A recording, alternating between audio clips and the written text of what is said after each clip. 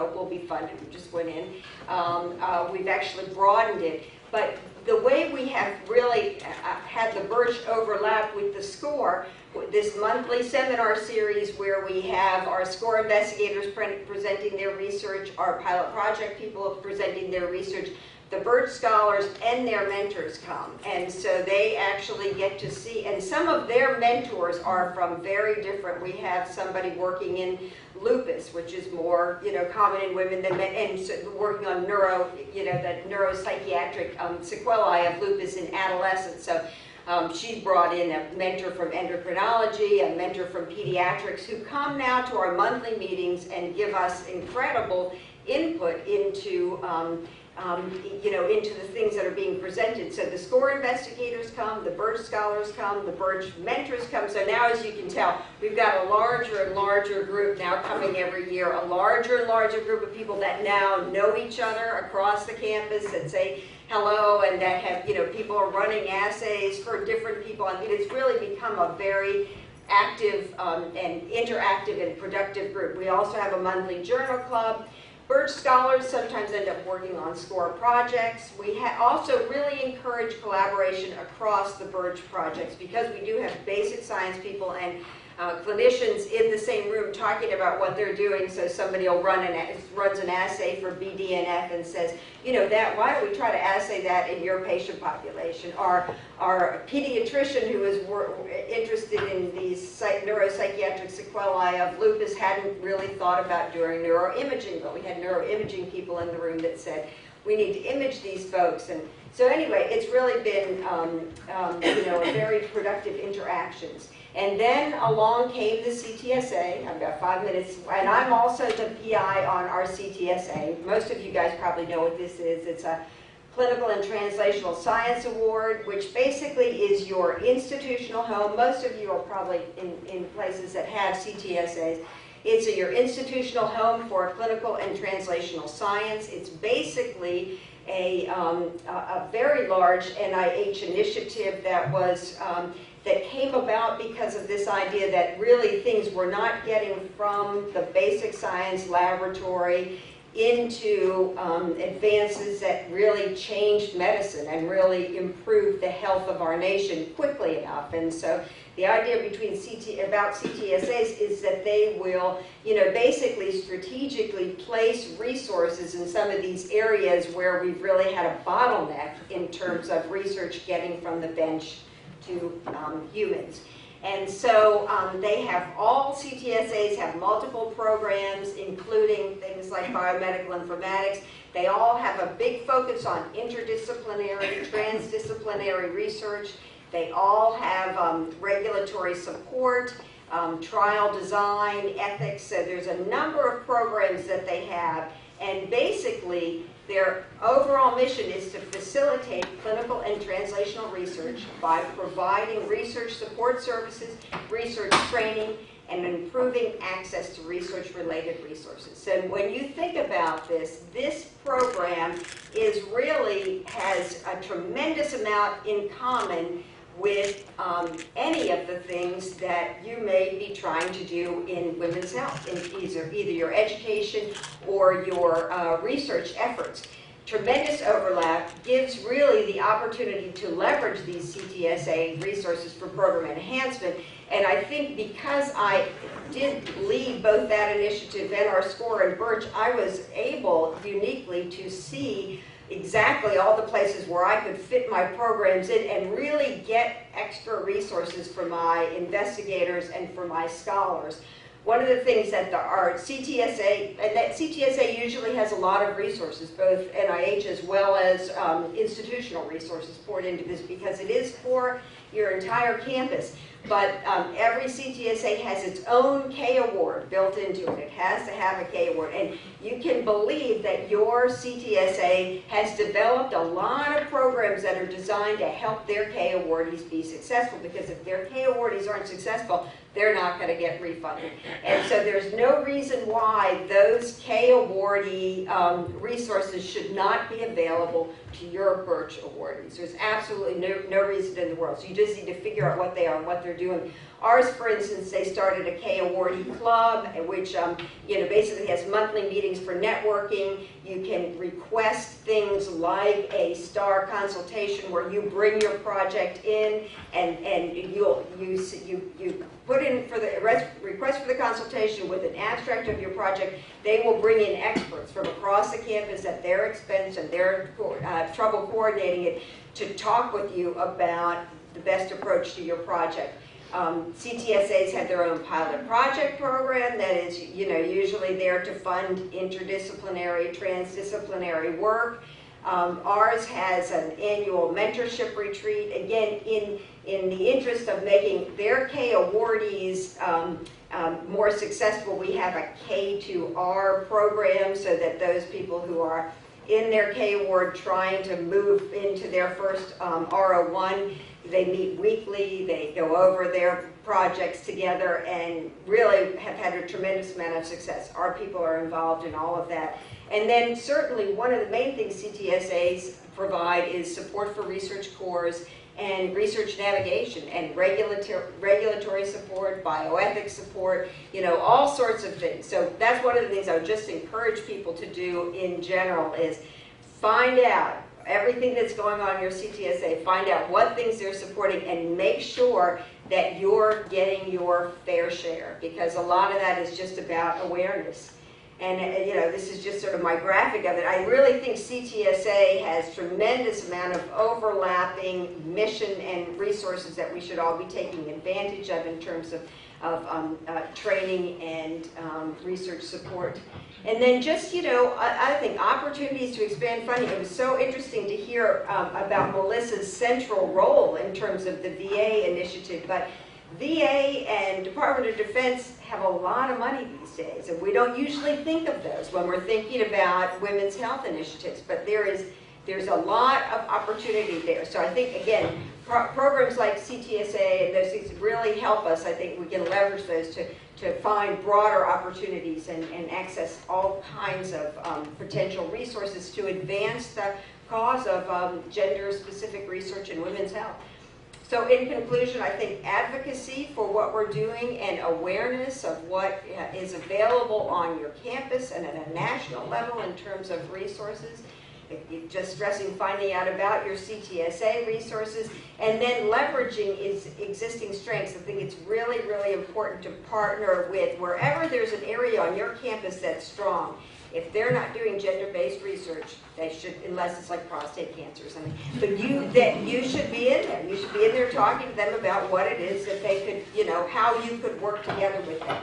Again, that's been one of our strategies, is to recruit these seasoned investigators and persuade them to explore gender differences in whatever other areas they're in, and then certainly working across mentorship and training programs, because there's a lot of commonalities when you're trying to mentor and train people, regardless of the area that you're mentoring in. And I think with that, I'll finish, and so we can move on to discussion.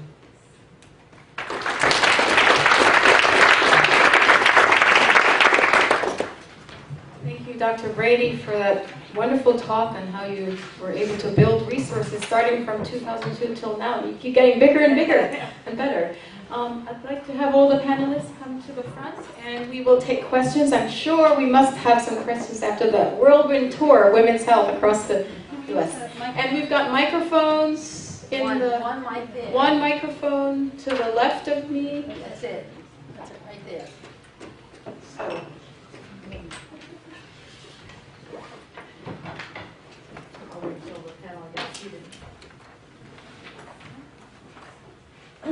Is it on? That mic on? There's no mic. Okay. I'm Judy Reichensteiner from University of Colorado.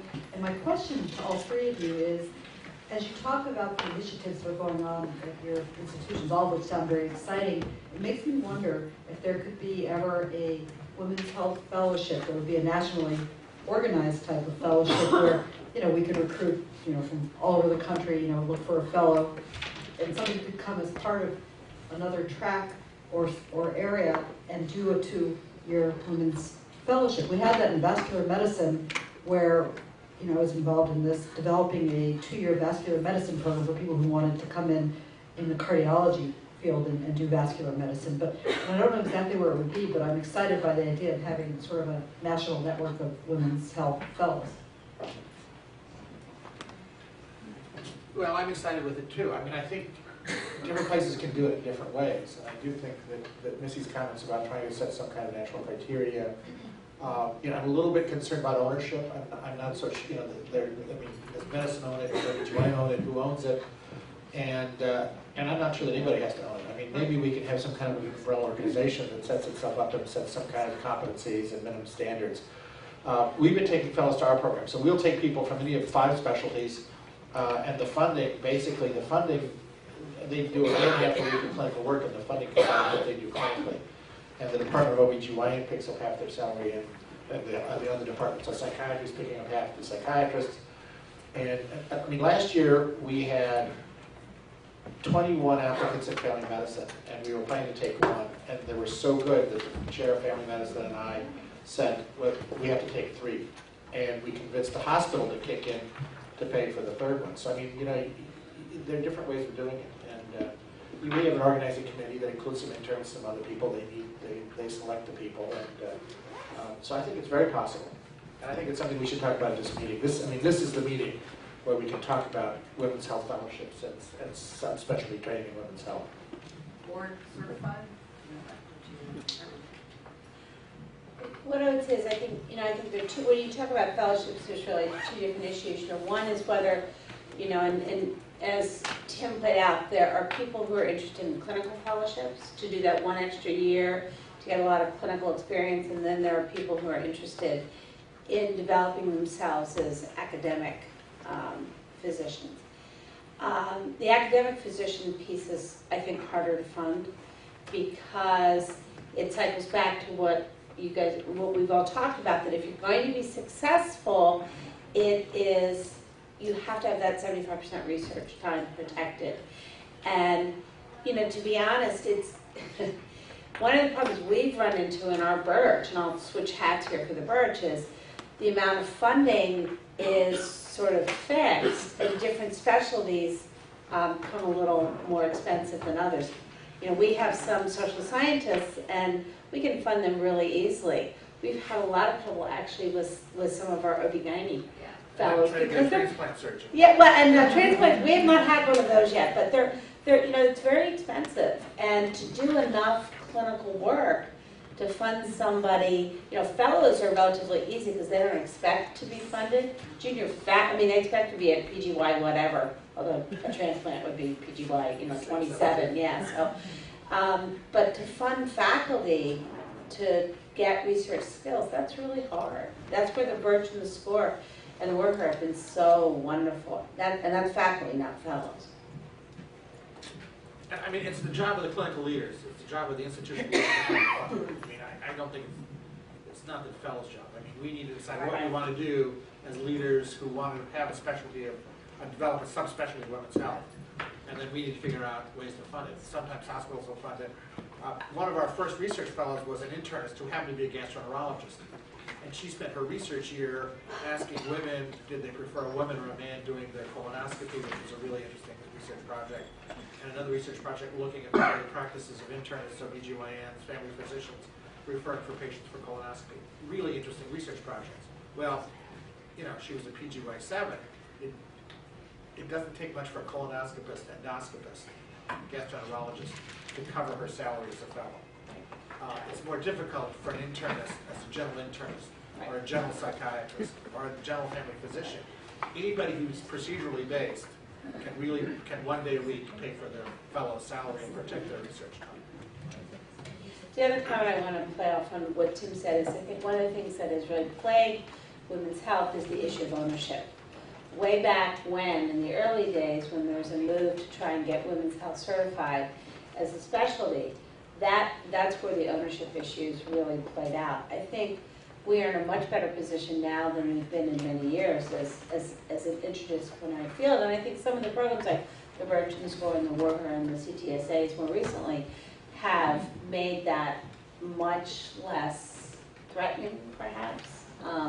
But I do think that remains an issue. Well, I think, Susan, you might want to mention, but I mean, at this meeting, there's a formation of an American Academy of Women's Health Professionals. And I think that'll be a perfect opportunity to have a oversight body, maybe even an accrediting body for these kinds of activities. Absolutely.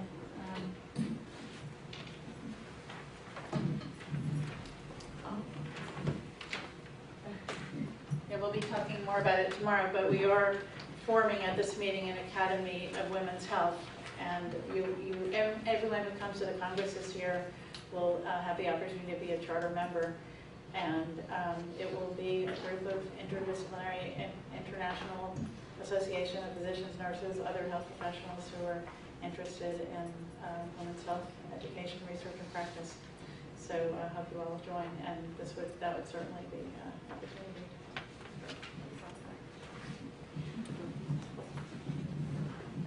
Good afternoon.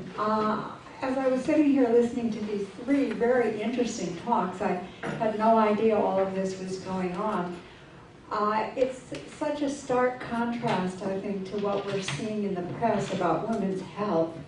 And I wondered what kind of role or what kind of efforts you're making in your own communities to kind of educate people more about the importance of women's health, not only for themselves, but the family and the community.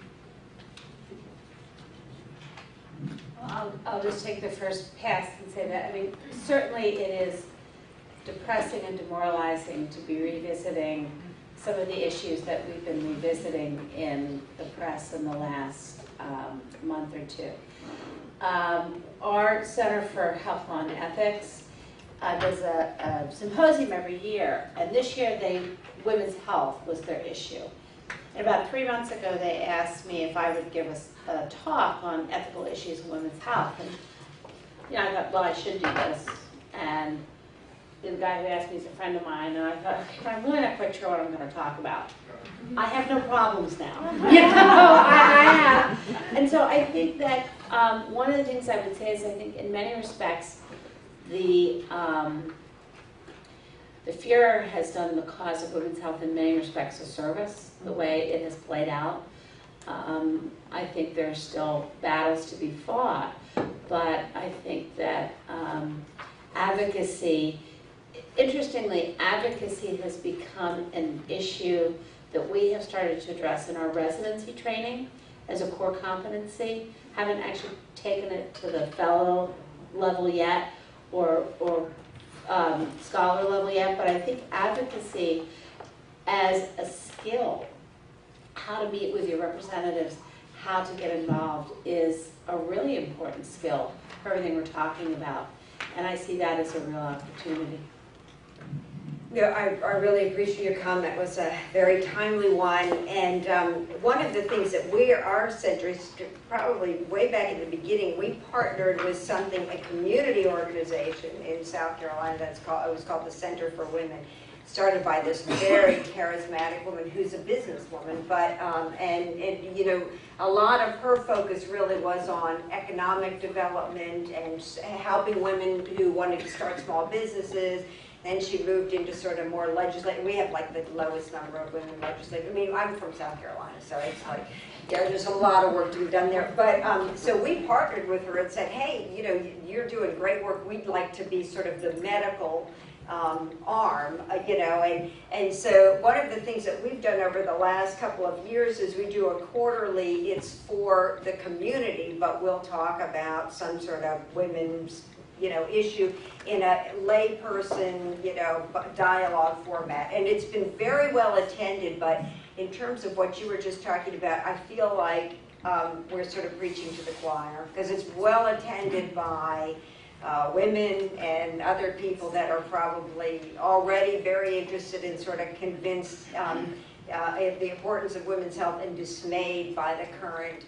So your comment just really kind of inspired me. I think we need to go back and maybe start getting a little bit more activist in our approach with this. So we've spent a lot of time in the last few years talking across our educational programs about the importance not only of clinical training, research, and education, but also about leadership and advocacy. And we've been using leadership and advocacy training and talking about the fourth academic stool for a while. We have a program for sexual rights and reproductive justice now that's quite active and very involved in advocacy. And they'll be presenting a poster here this week. But, I think in terms of what's happening now, and I grew up in the 60s reading Our Bodies Ourselves like everybody in the room. I think what's interesting is that I think, first of all, there's a much larger critical mass of people who are interested in women's reproductive issues in 2012 than there was in 1960. Secondly, we've all been immunized. And the anamnestic response, I think, was extremely powerful.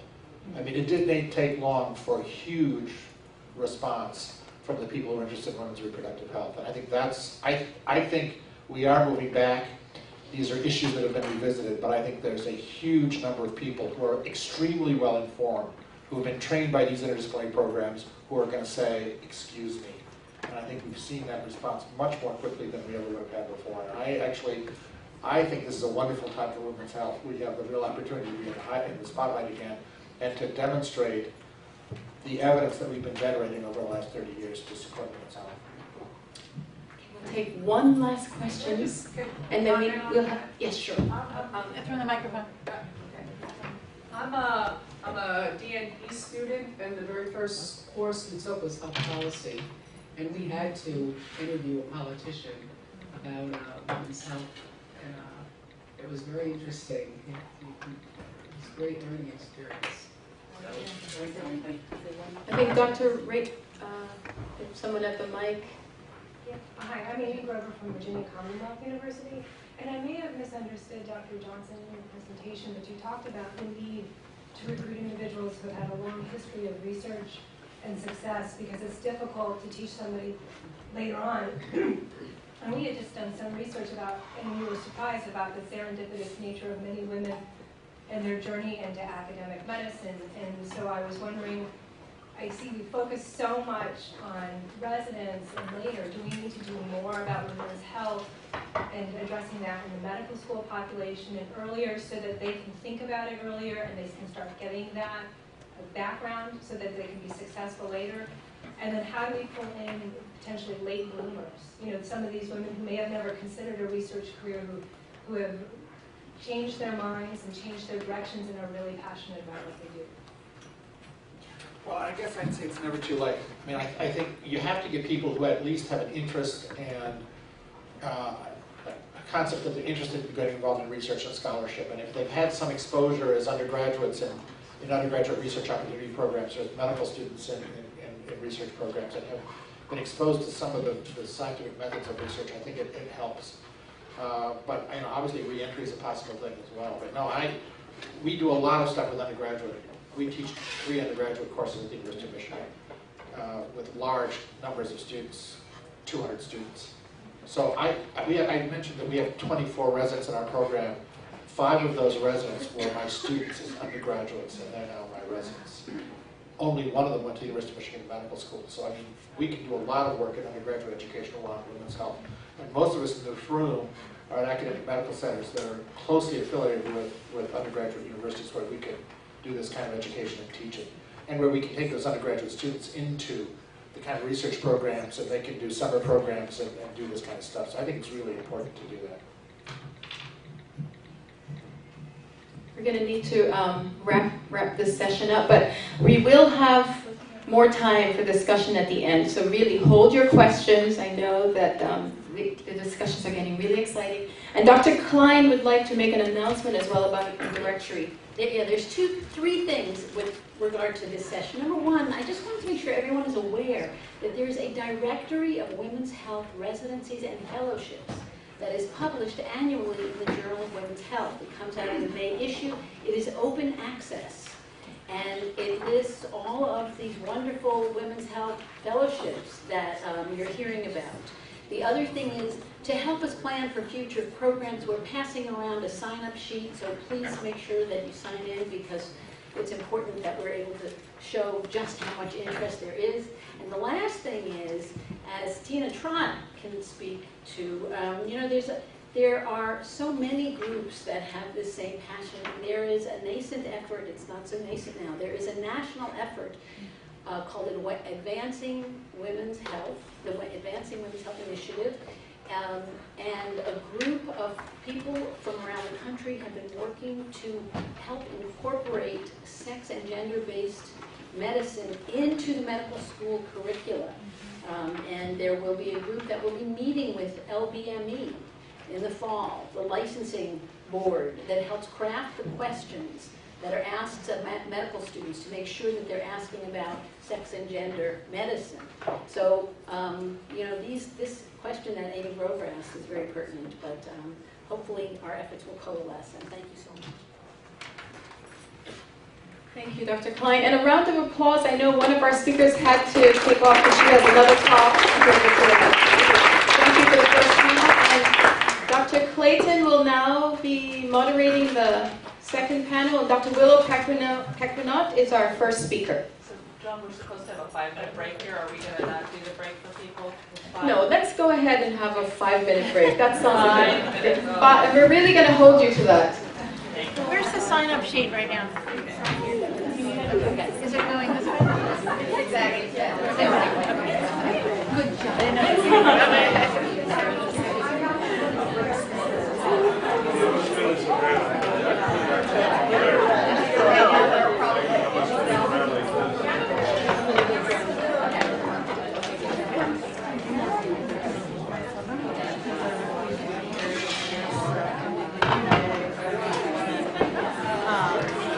I was interested in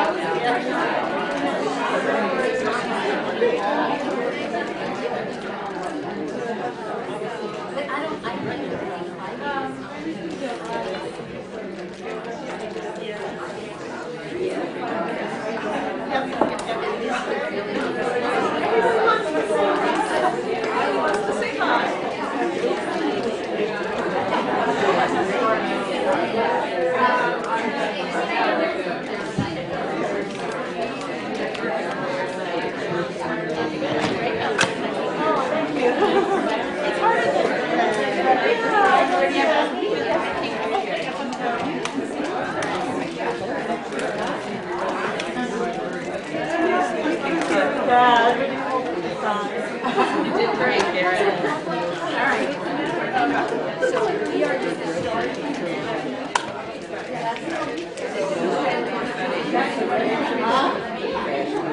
Oh, now you're not going to down. You're not going to go on and on. Yeah, it's right here.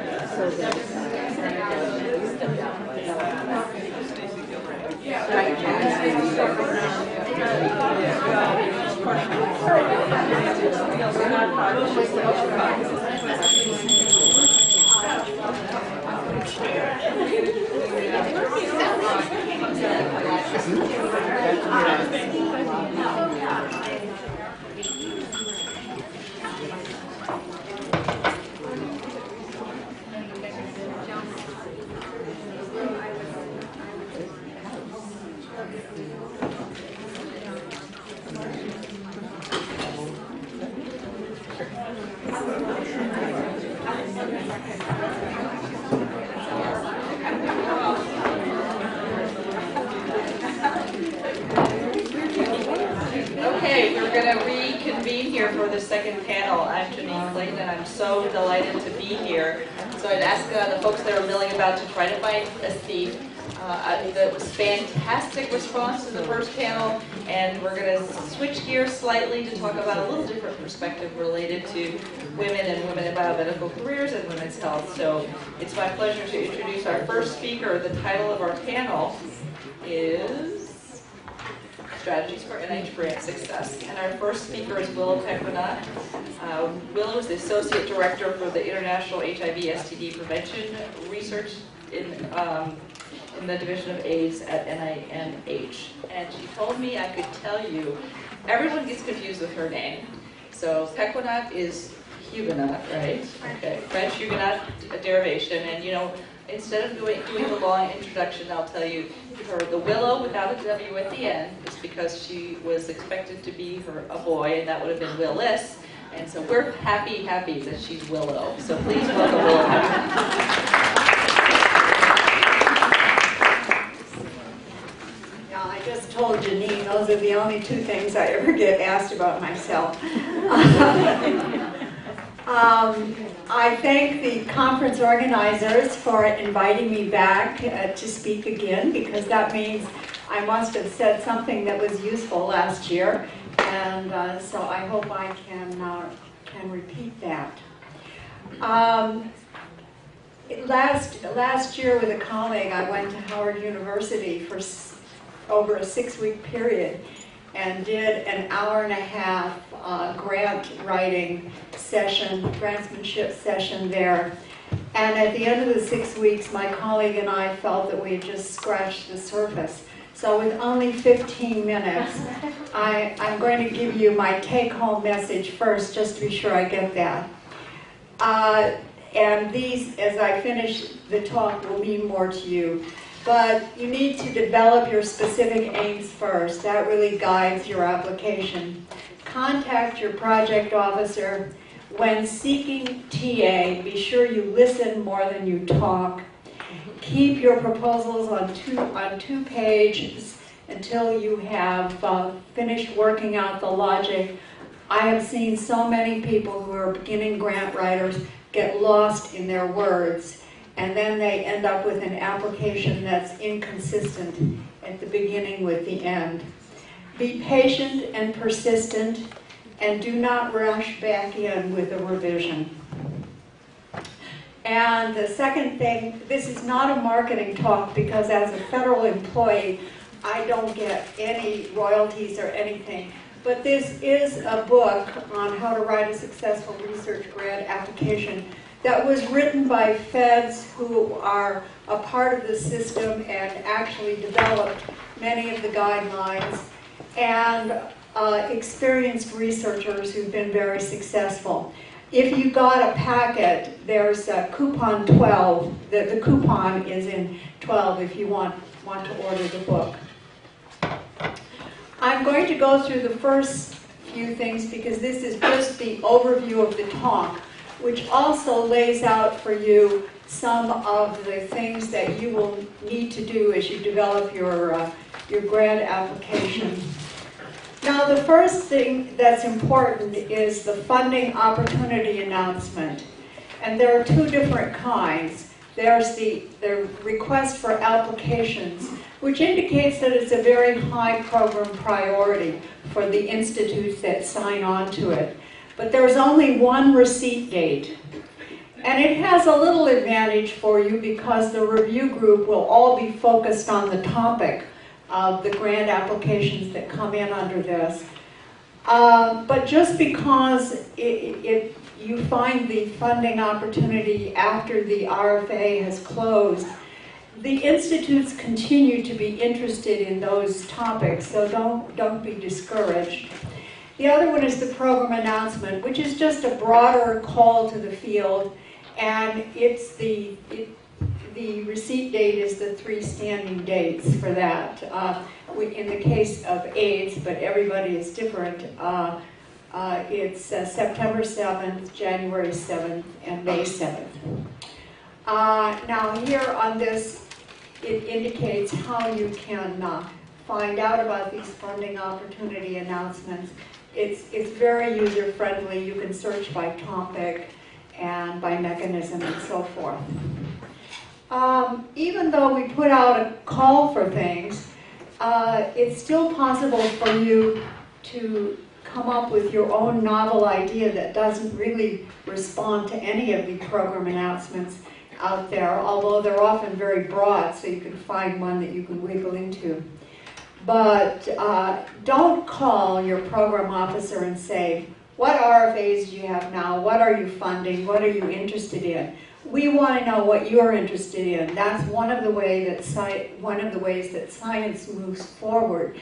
As I believe Missy said, you learn a lot at the bedside and in the clinic about what some of the important and emerging issues are that need to be attended to in research.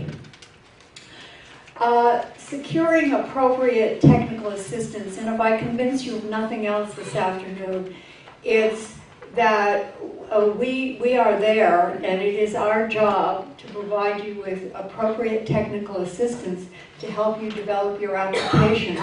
We are the one other person who is as invested in your study as you are, because at the end of the year, we want to have a better research portfolio of grants than we did at the beginning of the year. And if you don't submit grants to our program, then we're not putting out the right announcements. We're not giving you the right kind of technical assistance. So please give us a chance.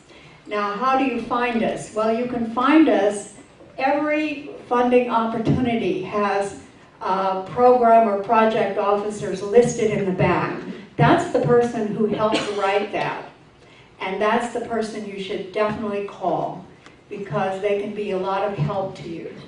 And if you call and they aren't helpful, move on, because if they're not helpful when you want to develop an application, they're not going to be helpful to you during the review, after the review procedure is over and you get your summary statement and you're wondering how you can fix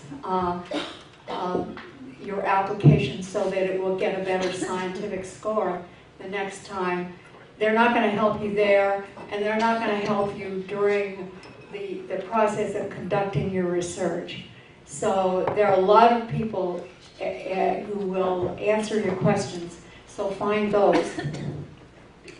Now, you are going, as much as you need to seek technical advice and consult your colleagues and put together a research team, you need to remember that it's your name that will appear as the PI, and your name will be on every page of the grant application.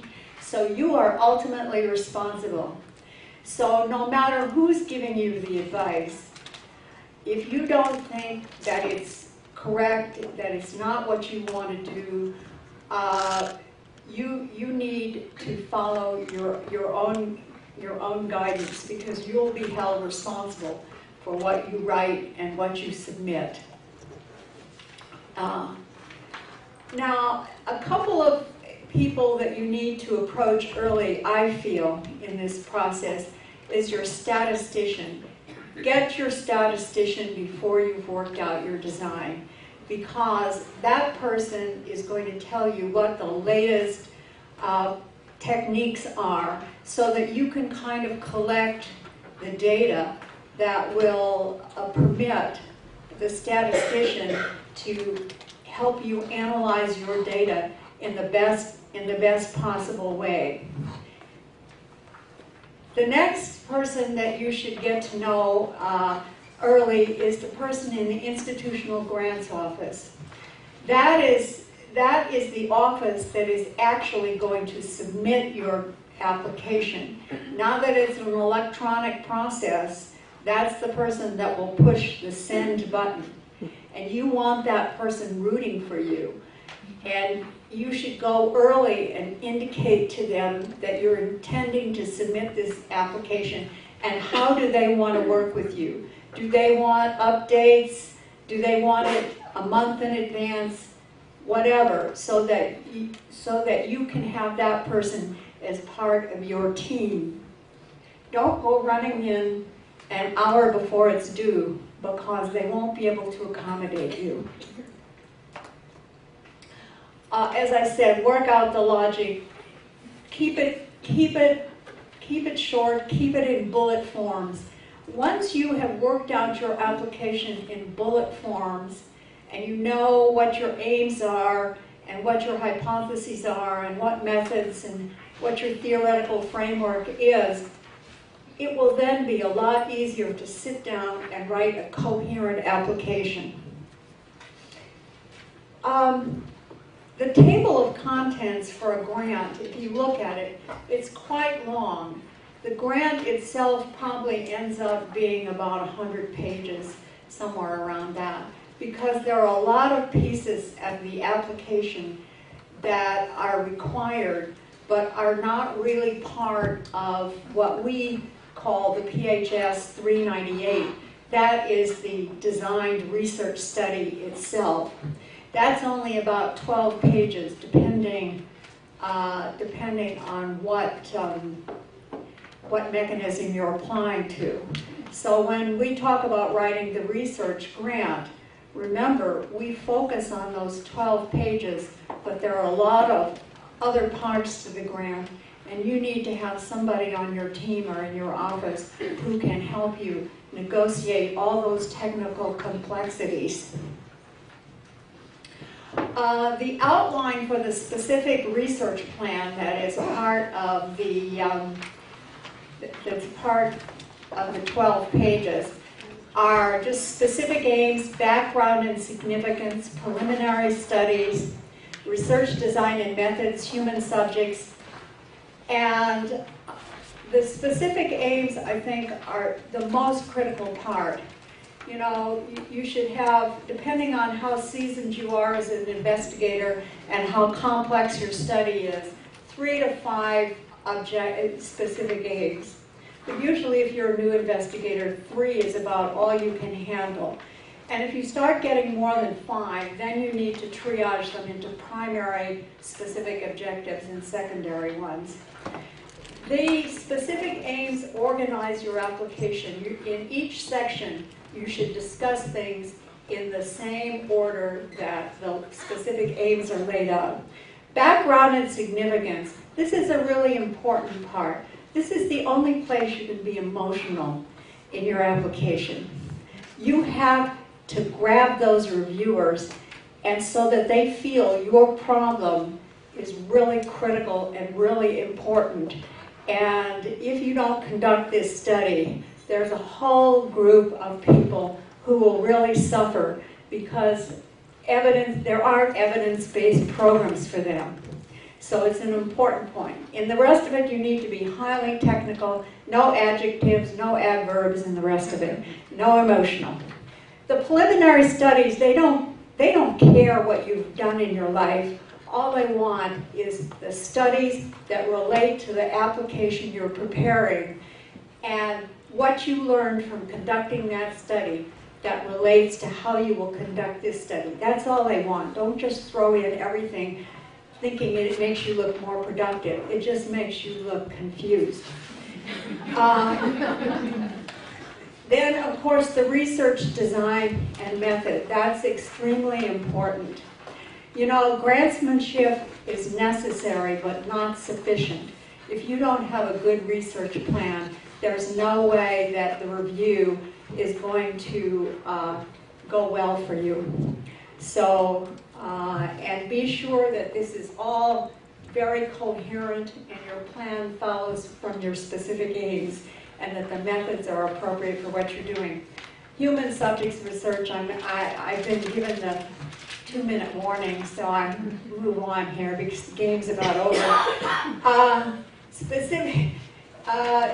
The specific aims are really critical because they provide the reviewer kind of with a roadmap. They can read your specific aims. I can read your specific aims, and I know exactly where you are in your thinking. And the specific aims tell the reviewer, oh, this is going to be a clinical trial, a randomized clinical trial. There's going to be a control group. Or it indicates to them, oh, this is a qualitative study. This person is just beginning to explore this study. So it tells the reviewer what kinds of parts of the study there are going to be. Yeah, we've done that. All right, those are all clear. A research team is really critical. And I advise people to develop a grid. Look at your study and decide what kind of expertise you need along the top. And then along the side, list the colleagues that you want to put on your team. And then put a check mark for everything that they have expertise in, just to be sure that you're covering all the expertise that you're needed. You don't know how many times we get applications and we get the summary statement back and someone says, well, you don't have X, Y, or Z expertise. There's no way you can do this study.